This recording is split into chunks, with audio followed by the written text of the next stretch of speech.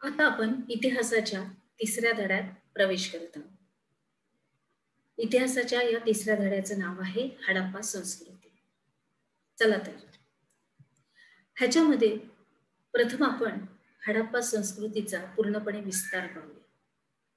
जसं आपण अश्मयुगीन कालापासून शिकत शिकत पुढे आपल्या इतिहासामध्ये प्राचीन युगामध्ये जाऊ आता आपण हडप्पा संस्कृतीमध्ये प्रवेश करत आहोत. तर आता ही कुठे भेटलेली आहे? चला तर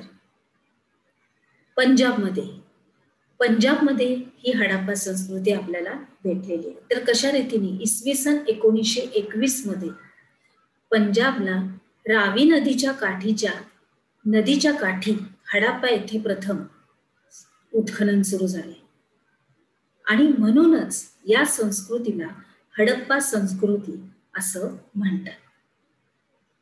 तसंच या संस्कृतीला दुसरं पण एक नाव आहे आणि ते म्हणजे सिंधू संस्कृती. काही भाग हडप्पा आणि मोहनजोदडो यांचा आजच्या पाकिस्तानामध्ये पण आहे. तर हडप्पाच्या दक्षिणेला सुमारे 650 किलोमीटर अंतरावर सिंधू नदीच्या खोऱ्यात मोहनजोदडो इथे उत्खनन झाले. तिथे मोहनजोदडो आणि हडप्पा ही दोन्ही शहरं आता आपल्याला भेटली. अख्खीच्या अख्खी शहरं ती गडप झालेली आहे आणि गडप झाली होती. ती उत्खननामध्ये पूर्णपणे सापडली गेली आणि ह्या उत्खननामध्ये तेथे काही वास्तू काही प्राण्यांचे अवशेष मानवीय हाडाचे सांगाडे भरपूर काही वस्तू भेटलेल्या आहेत आणि आता त्याचा आपण अभ्यास करणार आहोत.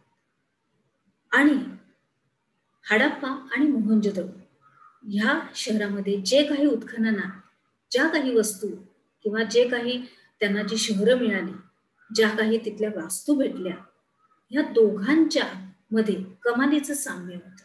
म्हणजे एकसारख्या होत्या त्या. तर काय काय होत्या ते आपण बघूया. तर पुढे जाऊया. हा आहे नकाशा हडप्पा संस्कृतीचा.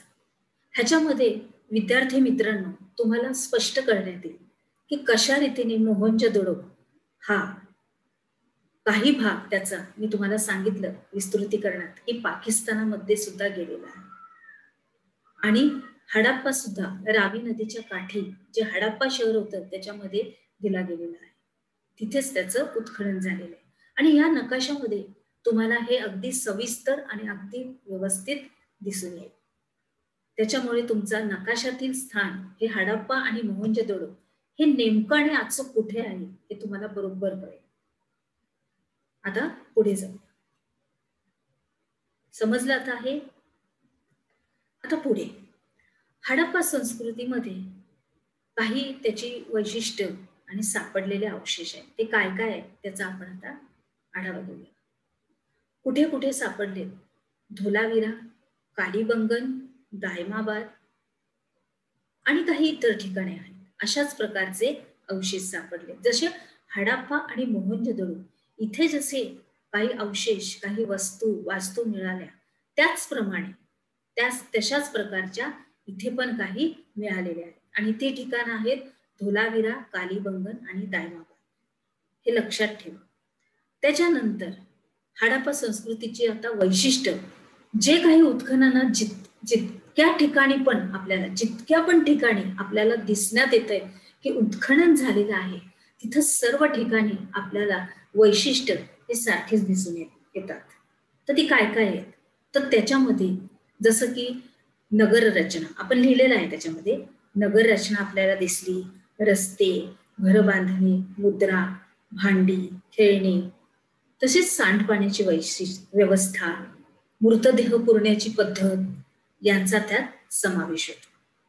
हे सगळं काही वैशिष्ट्य आपल्याला जसं की हडप्पा, मोहनजोदडो, धोलीवरा, कालीबंगन आणि दायमाबाद इथे सर्व काही एकाच प्रकारचे हे साम्य मिळालेल्या वस्तू आणि वास्तू आहेत. ही त्याची सर्व काही उदाहरणं आहेत. बरोबर आले लक्षात व्यवस्थित अगदी? तर पुढे जाऊया. ह्याच्यामध्ये पुढच्या आपल्या आढाव्यामध्ये आपण पूर्णपणे एक चित्र दिलेले आहे. तर ह्या चित्रामध्ये आपल्याला संपूर्णपणे ह्याचा स्पष्टीकरण समजू शकतं की नगर रचना त्यांची कशा पद्धतीची होती. बघा, तुम्हाला चित्रामध्ये दिसतंय की नगर रचनेमध्ये कशा रीतीने मी तुम्हाला अगोदरच विस्तृतीकरणामध्ये पण विद्यार्थी मित्रांनो मला सांगावंसं वाटतं की मी अगोदरच बोललेले होते की अख्खी शहराच्या शहर गडप झालेली होती. त्याच्यामध्ये जेव्हा उत्खनन केलं तेव्हा पूर्ण शहर वरती त्यांनी उत्खननात काढलेलं आहे. तर त्याच्यामध्ये नगर रचनेमध्ये पूर्णपणे पायऱ्या, तो संपूर्ण मोकळा परिसर सगळं काही आपल्याला दिसत आहे. ही झाली नगरेची रचना. पुढचं आहे चित्र खेळण्या. म्हणजे त्या काळात हडप्पा मोहनजोदडो संस्कृतीमध्ये कशा पद्धतीची खेळणी केली जात, ती लोक कशा रीतीने खेळणी बनवत छोट्या मुलांसाठी. म्हणजे तिथे कारागीर लोक होते. किती सुंदर अशा प्रकारचे ते घोडा, हत्ती, बैलगाडी सगळं काही त्यांनी केलेलं आहे. तिसरं चित्र आहे काही मुद्रांची. ह्या मुद्रा त्यांनी दगडावर कोरलेल्या होत्या. तर त्या दगडांवरती ज्या मुद्रा कोरलेल्या आहेत त्या किती सुंदर प्रकारे कोरलेल्या आहेत. एका गेंड्याचं चित्र आहे आणि दुसरं एका हरिणाचं चित्र आहे. तर खूप सुंदररित्या त्यांनी ते दिलेलं आहे की त्याच्या अंगावरचे ते टिपके, त्याच्यानंतर त्याच्यामध्ये खाच खुणा, म्हणजे कशा रीतीने त्यांनी ते बनवलेलं आहे. म्हणजे ते उत्कृष्ट कारागीर असले पाहिजे. त्याच्यानंतर पुढे आहे त्यांची थोडीशी नगर रचनेमधून आपण आता त्यांचे जे काही राहणीमान होतं त्याच्यावरती पण जाऊया. आपण थोड्या वस्तू आणि मुद्रांचा आता थोडासा आढावा घेतला. आता थोडासा त्या नगराचा पण आपण आढावा घेऊया.